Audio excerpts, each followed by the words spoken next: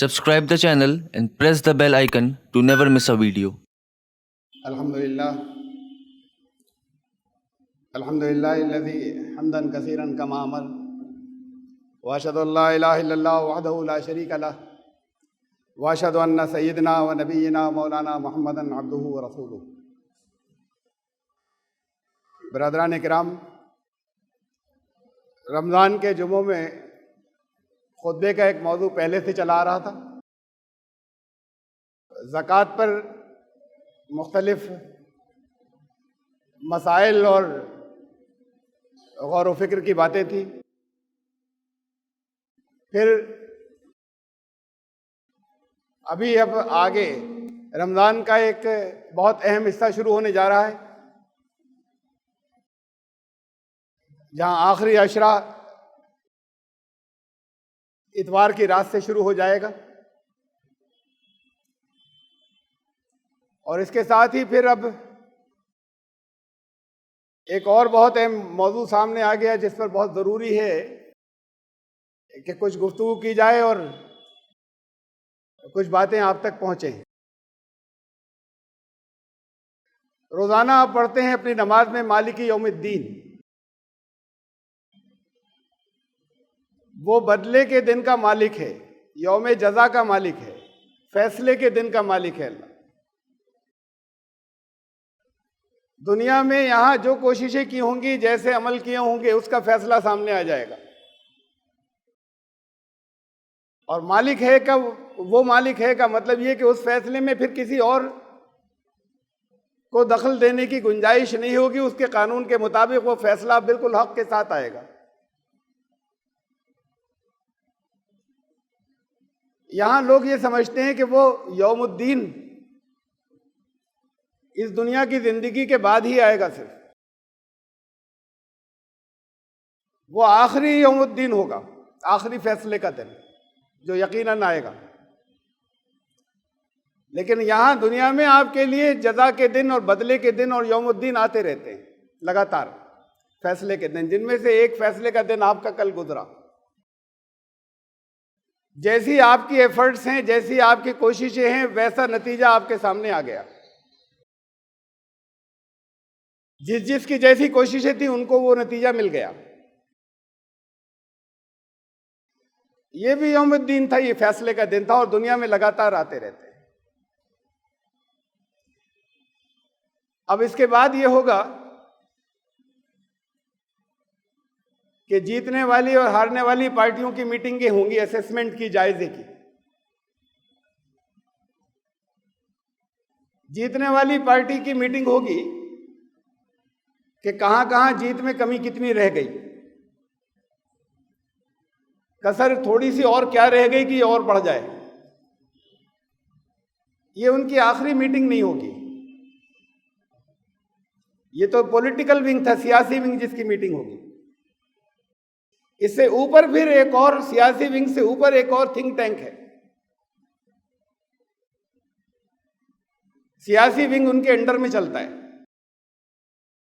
फिर उनकी मीटिंग होगी। उनका मकसद इलेक्शन जीतना नहीं है। सियासी पार्टी का मकसद इलेक्शन जीतना था। उनका एम तो इलेक्शंस को खत्म करना है। ये इलेक्शन जीतना इस वक्त एक खाली जरिया है उस मकसद तक पहुंचने का। वो बैठकर जायजा लेंगे कि हम अपने मकसद से कितने दूर रह गए।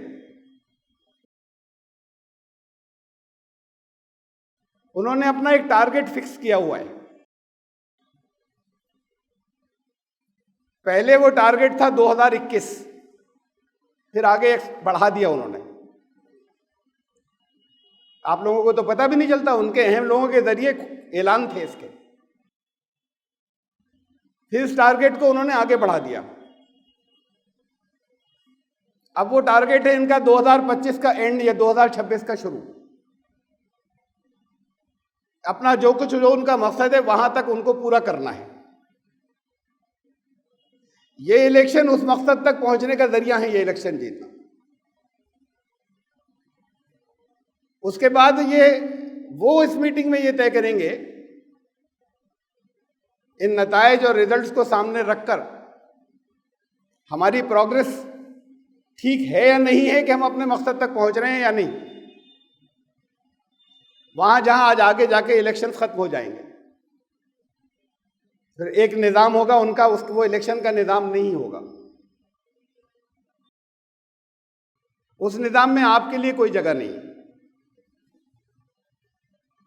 हारे हुओं के लिए कहीं जगह नहीं होती किसी जगह। जैसे असेंबली में नहीं बैठते, पार्लियामेंट में नहीं बैठते, ऐसे ही इससे ऊपर और ऊपर की स्टेज में जाने के बाद जो ताकत और फैसले की सीटें होती है वहां हारे हुओं का कोई गुजर नहीं होता।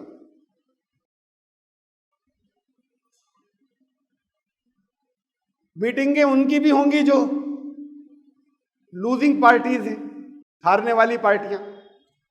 असेसमेंट की होंगी, जायजे की होंगी।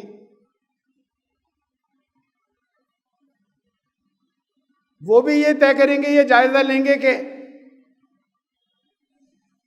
कहां गलती हो गई, क्या क्या पॉलिसीज पे गलतियां रही, हमने जो हिसाब लगाए थे, जो कैलकुलेशंस थी, वो क्यों फेल हुई। उनकी ये आखिरी मीटिंग होगी, इससे ऊपर उनके पास नहीं है कोई और दूसरा थिंक टैंक, इसलिए कि इससे आगे उनका कोई मकसद भी नहीं है यह इन हारने वाली पार्टियों का। इनको इलेक्शन जीतना था, यही मकसद था अपने आप में। हार गए, उसका जायजा लेंगे क्यों हार गए। आइडियोलॉजी कोई नहीं है। जो यहां बड़ी एक नेशनल पार्टी दूसरी हारने वाली है, आइडियोलॉजी कभी थी, आइडियोलॉजिकल पार्टी, फिक्री, इनके कुछ नजरियात थे। 50 साल हो गए, वो खत्म हो चुका। अब मकसद सिर्फ कितनी सीटें ले लें और इलेक्शन क्या जीतें, बस यहीं तक है। अब आइडियोलॉजी, नजरिया, फिक्र, ये कुछ नहीं बची अब। तो इनकी मीटिंग यहां खत्म हो जाएगी कि क्यों हारे, कहां कहां, आगे क्या करना चाहिए, सब हारने वाली पार्टियों की। ये तो पार्टीज की बात थी। मुसलमानों की तादाद पिछली पार्लियामेंट में 4% थी। इनके आदाद-ओ-शुमार के मुताबिक, सरकारी आदाद-ओ-शुमार के मुताबिक मुसलमान 14% से ऊपर हैं, तकरीबन 15%। पार्लियामेंट में 4% थे। नौकरियों का तो कह लें कि हमारे इख्तियार में नहीं है, जिनके पास होती है वो मुसलमानों को हटा देते हैं, नहीं लेते। यहां तो हर एक का वोट होता है। इन 15% में से हर एक का वोट होता है, जितने वोटिंग एज के होते हैं।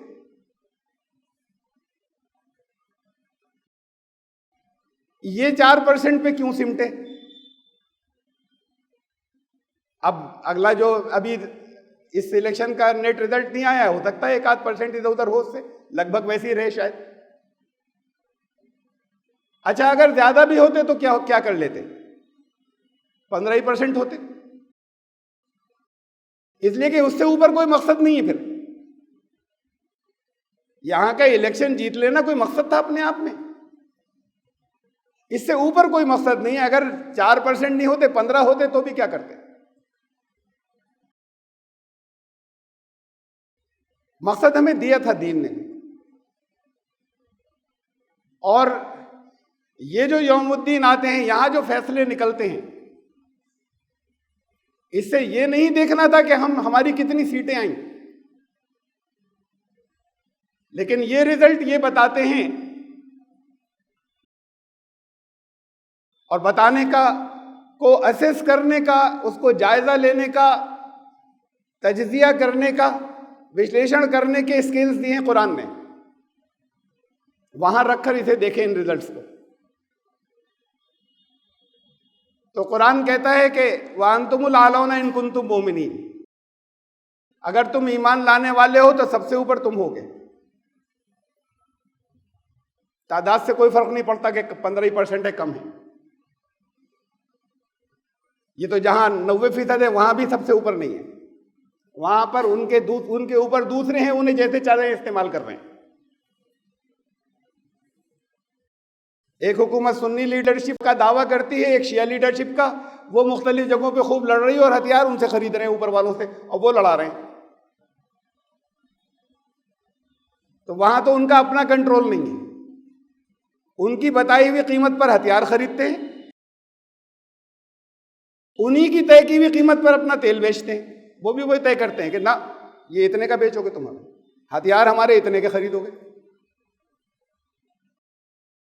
तो वो जहां 90% हैं या उससे भी ज्यादा हैं, वहां भी सबसे ऊपर नहीं है। ये तादाद से फर्क नहीं पड़ता। कुरान ने मेयार दिया था, वादल्लाहु अल्लज़ीना आमनू मिनकुम व अमिलुस सालिहाति लयस्तखलिफन्नहुम फिल अर्ज़। तुम्हारे पास साथ ईमान और अमल साले हुए, तुमने ईमान पाया और उसके मुताबिक अमल पाए, अगर उस ईमान के मुताबिक, तो तुम्हें जमीन में पावर देंगे। लाजमन ये लफ्ज है, लयस्तखलिफन्नहुम फिल अर्ज़, लाजमन उन लोगों को हम जमीन में पावर देंगे।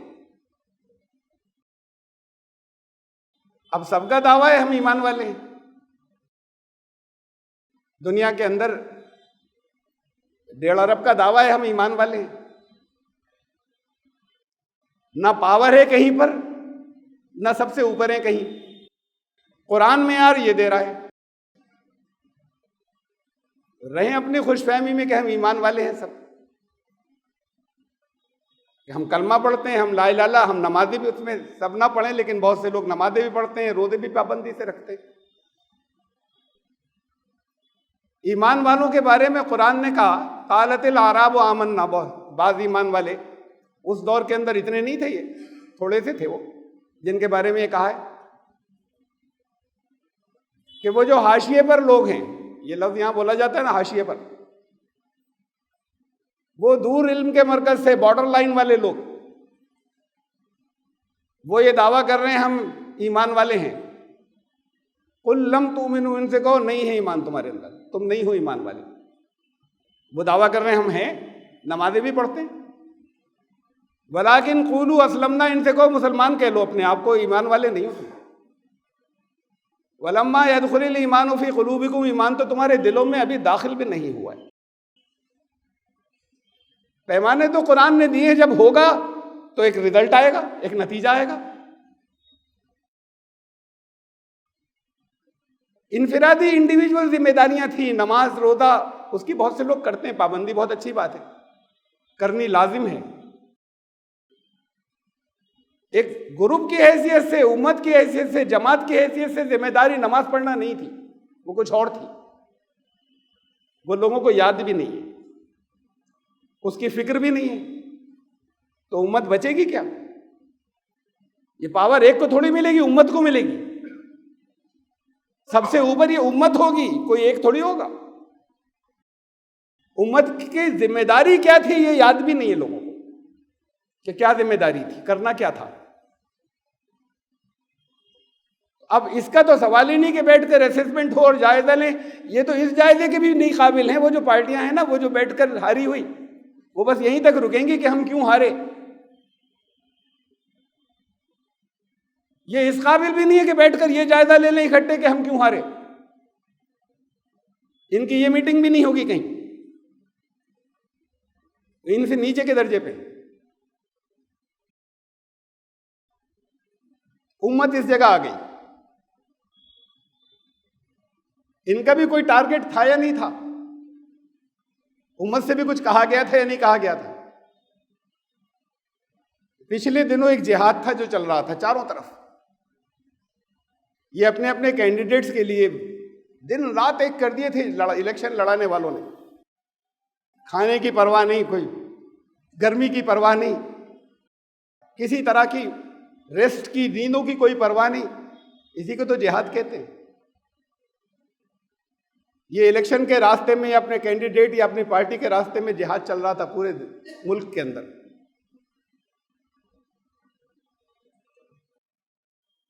अल्लाह के रास्ते में आपने कितना जिहाद किया है? इनके बराबर भी नहीं। अच्छा, बराबर ही कर लेते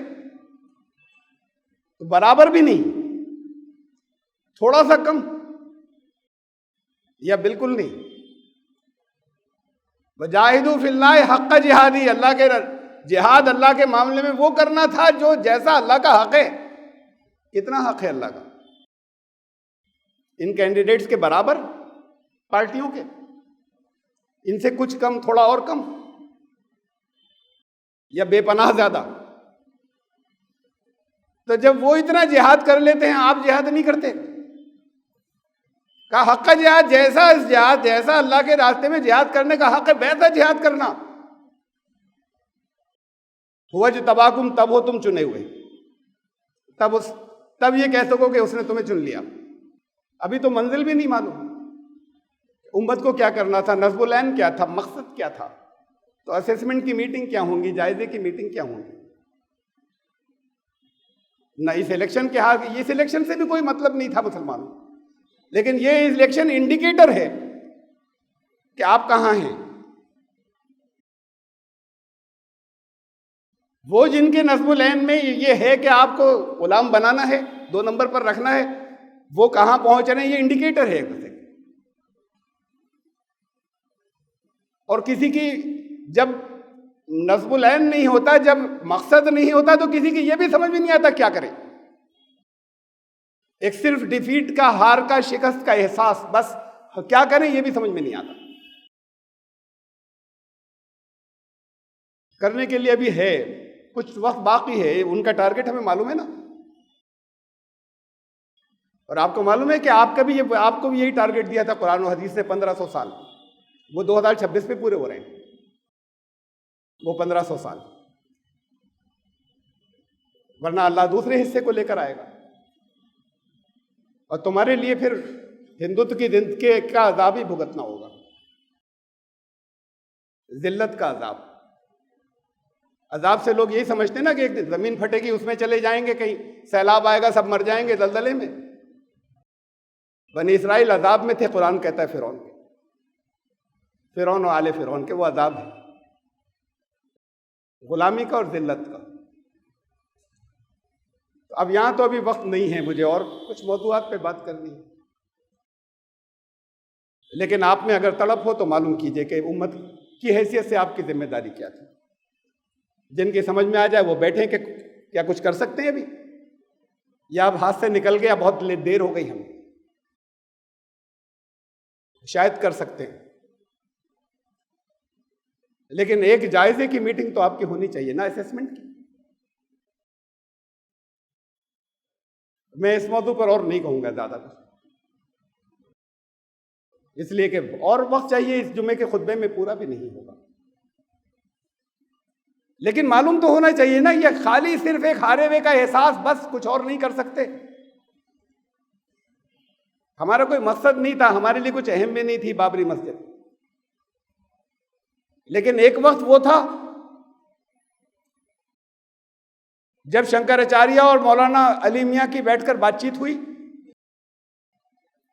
और मौलाना अली मियां शंकराचार्य ने ये मान लिया, इन्होंने पहले तो ये था कि ये मस्जिद के अलावा बाकी जगह दे दी मंदिर को, उन्होंने कहा नहीं ये वुदू खाना हो, ये इतना, और उन्होंने कहा अच्छा ये भी ले लीजिए, बाकी मंदिर के लिए फिर आप मत कुछ बात कीजिए, कि दावा मत करिए, ये मस्जिद अपनी आपकी ऐसी रहेगी। नहीं माना मुसलमानों ने नहीं माना, जिम्मेदारों ने मुसलमानों को, जिनके हाथ में केस था, तो कुछ फैसले थे, मौलाना अली मियां बैकआउट कर गए, पीछे हट गए। अब एक वक्त है जब मुसलमान कह रहे हैं हाँ हो जाने दो भाई, पहले क्यों झगड़ा किया था इतना? अगर हो जाने दो अब कहना था, अब आपके हो जाने दो से किसी जगह पर यह नहीं आएगा कि ये मुसलमान बड़े पीसफुल हैं, गए ये और क्या करते, यही तो कहेंगे, कहना पड़ेगा इन्हें हो जाने दो। इस हो जाने दो कहने के बाद भी हंसेंगे और यही होंगे कि ये हारे हुए लोग हैं, इनको यही कहना था। तो सब ये ऐसी चीजें हाथ से निकलती जब वक्त पर नहीं करते कुछ फैसले। अब मैं ये नहीं कह रहा, मैं फिर कई गलतफहमियां हो जाती हैं अल्फाज से लोगों को, मैंने कभी नहीं कहा, मैं ये नहीं कह रहा कि हम ये मान लें कि अपनी खुशी से कि मंदिर के लिए दे दें, मैंने 1988 से कह रहा हूं इस बात को। वो मौलाना अली मियां की गुफ्तगू 1989 में हुई थी, 1989 में। हमें हक नहीं कहने का कि आप मंदिर के लिए ले लीजिए, लेकिन हम उस पर झगड़ा न करें। हम कहें तुम ज्यादती कर रहे हो, उस वक्त हम कहते तुम ज्यादती कर रहे हो, हम नहीं करते झगड़ा, तब पोजीशन कुछ और होती। अब कहेंगे अब तो आपको कहना ही है, आप इसके अलावा कुछ नहीं है आपके पास। ऐसे ही अब जो आगे चंद साल बचे हैं, मुमकिन है इन चंद साल के अंदर कुछ किया जा सके, कुछ करने के काबिल हुआ। तब होगा जब इस वक्त बैठकर ये नहीं सोचे इलेक्शन क्यों हारे या हमारे 4% क्यों हैं, आपको क्या करना था, क्या कसर रह गई और कैसे। असल मुकाबला तो उससे था, वो निज़ाम जो एक इसका पैरेलल मुतवाज़ी के मुकाबले का निज़ाम है जो आप चाहते हैं, उससे कैसे मुकाबला। असल तो ये सोचना था कि आप भी कुछ कर सकते हैं। इसके लिए कुछ वक्त निकालिएगा और सोचिएगा, और फिर सिर्फ सोचते रहने का वक्त नहीं है। अगर समझ में आए कुछ हो सकता है तो फिर सबके करने का है,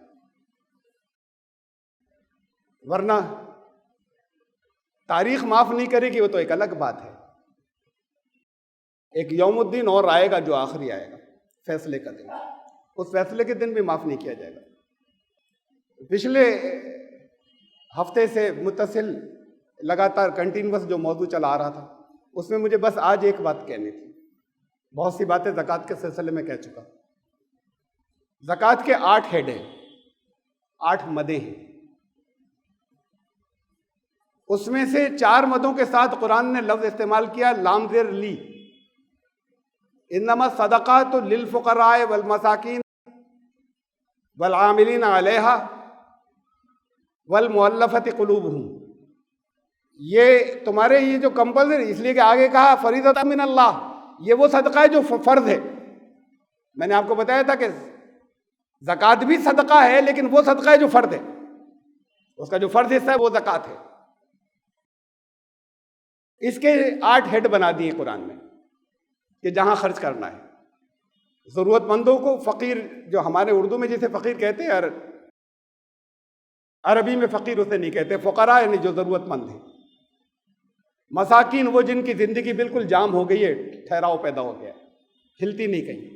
और इस ज़कात के निज़ाम को चलाने वाले, उसमें हिस्सा अपना वक्त देने वाले, जितने दिनों के लिए दें उसका कुछ माकूल, अगर वो मुआवजा लेना चाहें तो दिया जा सकता है, चाहे वो अच्छे घरों के हों। वक्त इधर लगा रहे हैं, बकलम खुद नहीं कि उन्होंने चाहे जितना अपना कर लिया। उनकी स्टेटस हैसियत के एतबार से, उनकी सलाहियत के एतबार से उनका कुछ माकूल मुआवजा अगर वो लेना चाहें तो दिया जाएगा। इसमें से कुछ और अखराजात होंगे वसूलियाबी में, तकसीम में, वो इसमें से किए जाएंगे। वल मुअल्लफ़ति क़ुलूबुहुम, जिनकी तालीफ़ क़ल्ब, जिनके दिल जीतना मकसूद हो, इस्लाम के लिए जिनके दिल नर्म हो जाएं, इसलिए उनको देना हो कि ये दीन ने रखा है इसलिए कि तुम्हारी ज़रूरतें हल हो जाए, हमसे कहा है कि तुम्हें देना, तो उनके दिल नर्म हो इस निज़ाम की तरफ से, उनके लिए। इनको डायरेक्ट देना ज़रूरी है, मालिक बनाना ज़रूरी है। इसलिए जो मैंने पहले आपको बताया था, तमलीक हुआ करती थी मदरसों के लिए, मदारिस के लिए, या मुख्तलिफ, बल्कि बताया था ना, हीले आपको वो भी बताए थे कि मस्जिद में ज़कात कैसे लगाएं। यहाँ बताया था शायद मैंने कि मस्जिद में कैसे ज़कात लगे, उसका किताबें छपी हुई, कैसे जायज़ कर लिया जाए इसे। ऐसे ही वो हीले मदारिस के लिए थे। मदारिस बहुत अहम है, कुरान शरीफ का छपना भी अहम है, मस्जिदें भी अहम हैं। लेकिन मस्जिदें बनती हैं ज़कात के पैसे नहीं, जानते हैं लोग कि नहीं दे सकते, फिर भी बनती हैं, हर जगह बनती हैं, लोग खर्च करते हैं ज़कात से अलग। जब ये समझते हैं कि ये इसमें से नहीं दे सकते, वरना मुसलमान तो हर जगह सोचता है कि इसमें से काम चल जाए। जब मालूम है इसमें से नहीं चलेगा और ज़रूरत है तो फिर वो भी होगा, और फिर वहाँ गुर्बत ही नहीं बचेगी 8-10 साल के अंदर। तो वहाँ फ्री में रहने वाले जिनके लिए ज़कात बरस से चली आ रही हो और अभी सदियों चलती रहे, ऐसा नहीं होगा। ये 8 साल में गरीबी ख़त्म होनी चाहिए, जहाँ वो इज्जत से पढ़ सके, किसी की ज़कात से पैर पल कर नहीं, अपने पैसे देकर। ये तो थी जिनको देना होगा वो उनकी मर्जी है कि कहाँ खर्च करें। आप पाबंदी नहीं लगा सकते कि तुम तालीम पर खर्च करो, आप पाबंदी नहीं लगा सकते किसी जगह पर कि तुम मस्जिद को दो, वो उनकी चॉइस है कहाँ खर्च करें।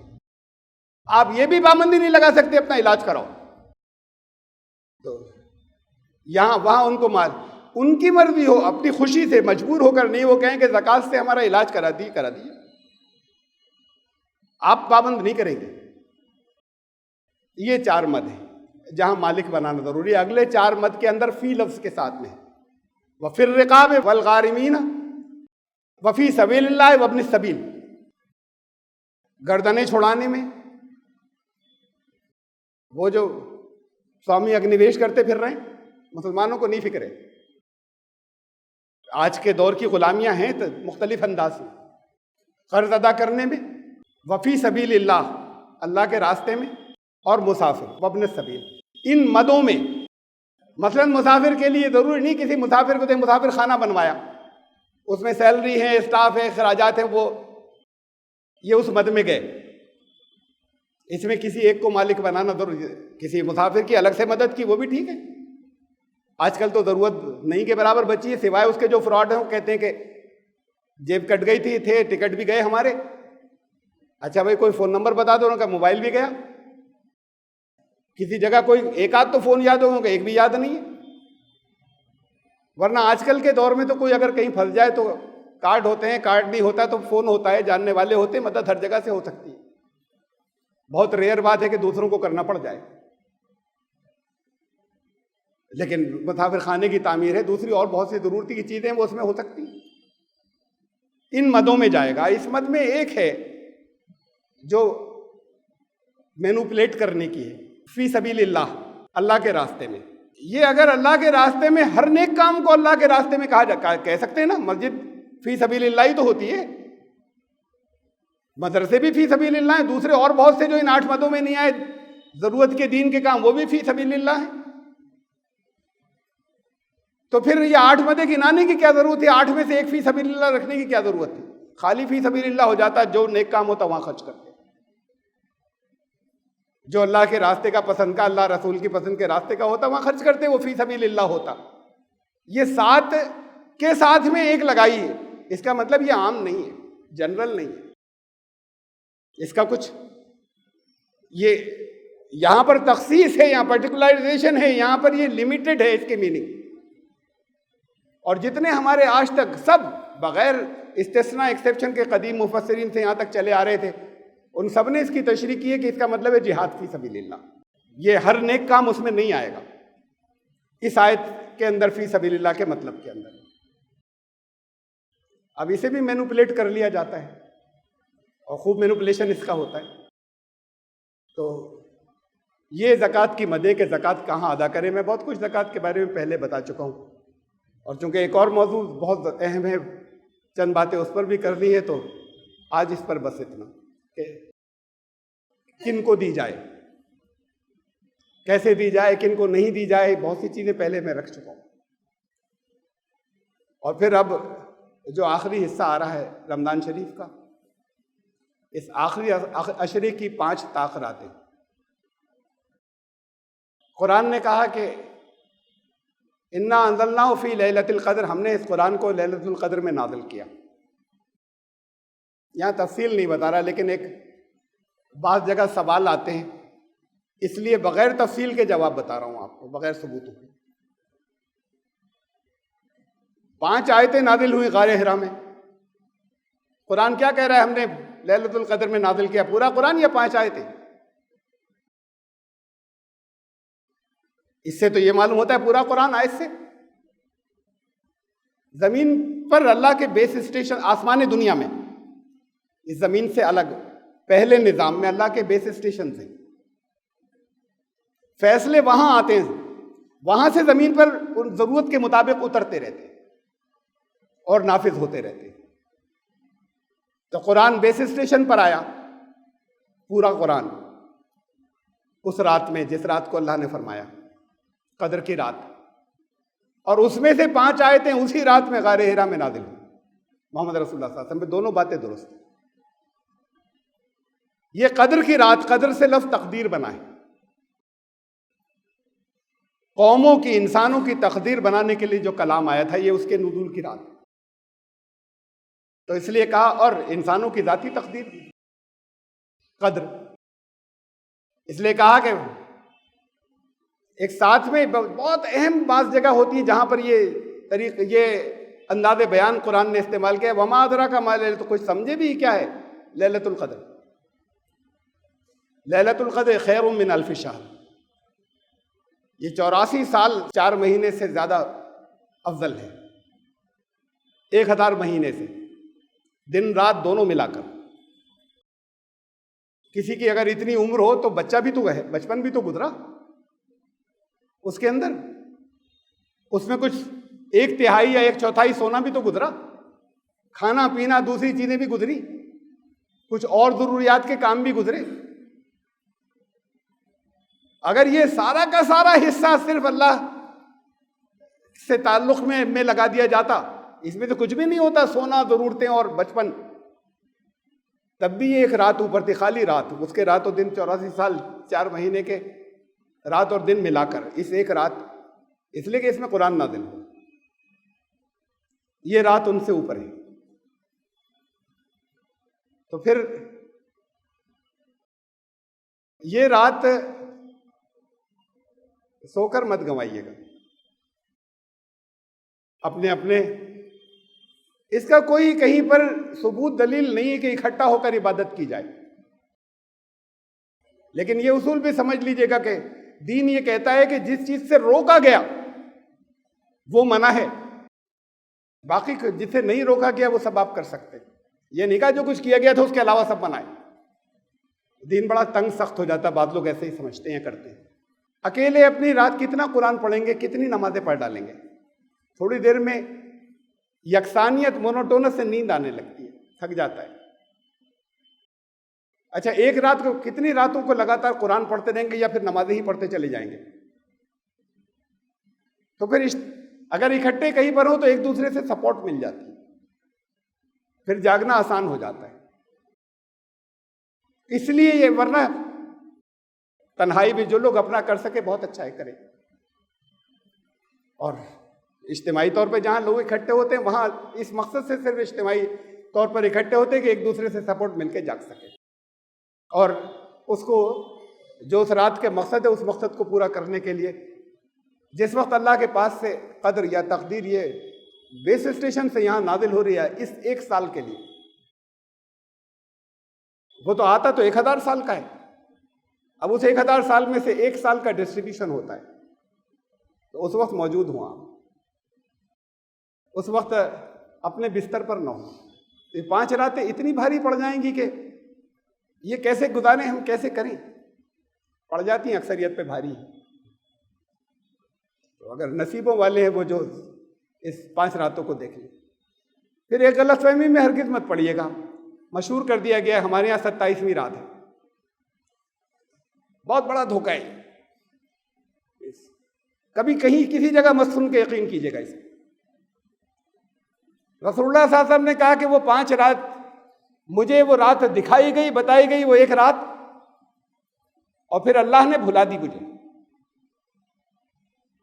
जिसे अल्लाह ने मोहम्मद रसूलुल्लाह सल्लल्लाहु अलैहि वसल्लम को इरादतन, यानी किसी मंसूबे के तहत भुला दिया बताकर, वो किसी वली को नहीं बताई जा सकती, किसी सहाबी को नहीं बताई जा सकती, किसी आलिम को नहीं बताई जा सकती। रसूलुल्लाह सल्लल्लाहु अलैहि वसल्लम को भुला दी गई, उलमा को बता दी गई, रसूलुल्लाह सल्लल्लाहु अलैहि वसल्लम को भुला दी गई, हज़रत अब्दुल्लाह बिन मसूद को बता दी गई। तो इस धोखे में मत रहिएगा। इन 5 में से कोई एक, कहा इन 5 में से तलाश करो, इनमें से कोई एक है। ये इन 5 में बदल बदल कर आती है।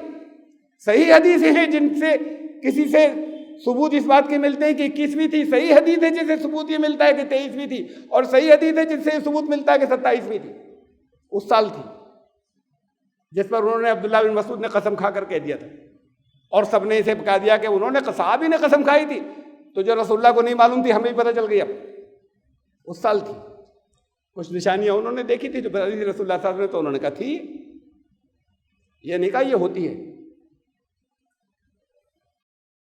तो इसे मत खो दीजिएगा, आपके बड़ी खैर व बरकत की इसमें मग़फ़िरत तलब करें अल्लाह से, अपनी गलतियों के बारे में, अपनी दुनिया के बारे में भी अल्लाह से दुआएं करें।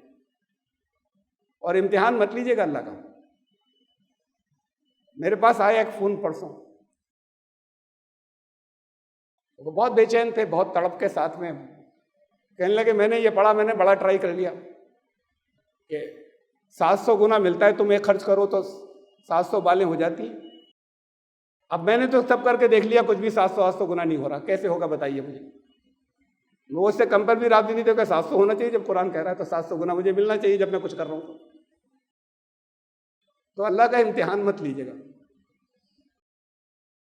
आपके लिए इम्तिहान है। जो अल्लाह के वादे हैं वो हक हैं और सच्चे हैं।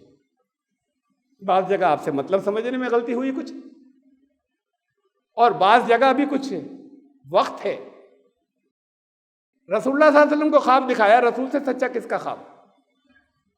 उनको ख्वाब दिखाया कि काबे की कुंजियां हवाले कर दी गई।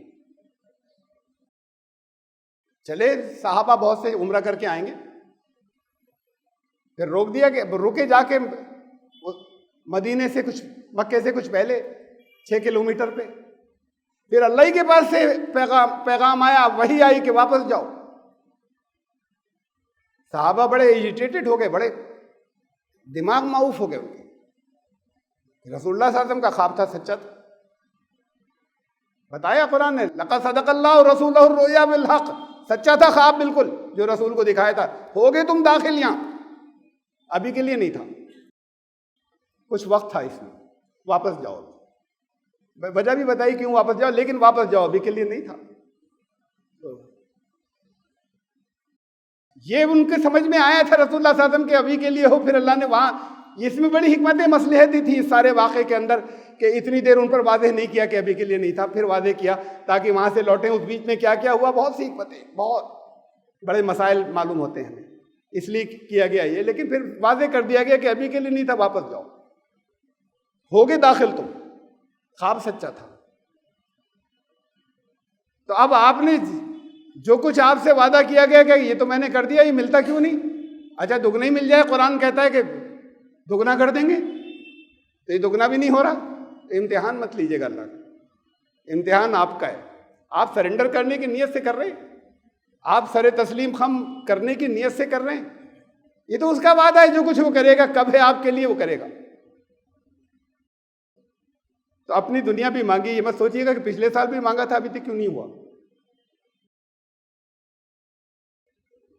ये भी, वो मांगना भी इबादत है, और अल्लाह का वादा है कि अल्लाह का जवाब मिलेगा आपको, उसके लिए आपको सही कोशिशें करनी है।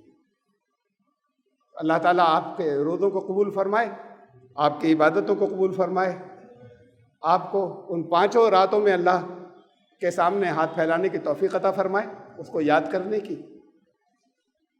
और ये तो दिन गुजर जाएंगे, लेकिन अभी एक बहुत क्रूशियल कुछ अरसा बाकी है आगे, कुछ चंद साल हैं। अल्लाह ताला इसकी भी तौफीक अता फरमाए कि कुछ बैठकर सोचें और गौर करें कि हमें क्या करना था, अब भी कुछ कर सकते हैं या नहीं कर सकते। बारकल्लाहु लना फिल कुरानिल अज़ीम इन्नहु तआला जवादुल करीम।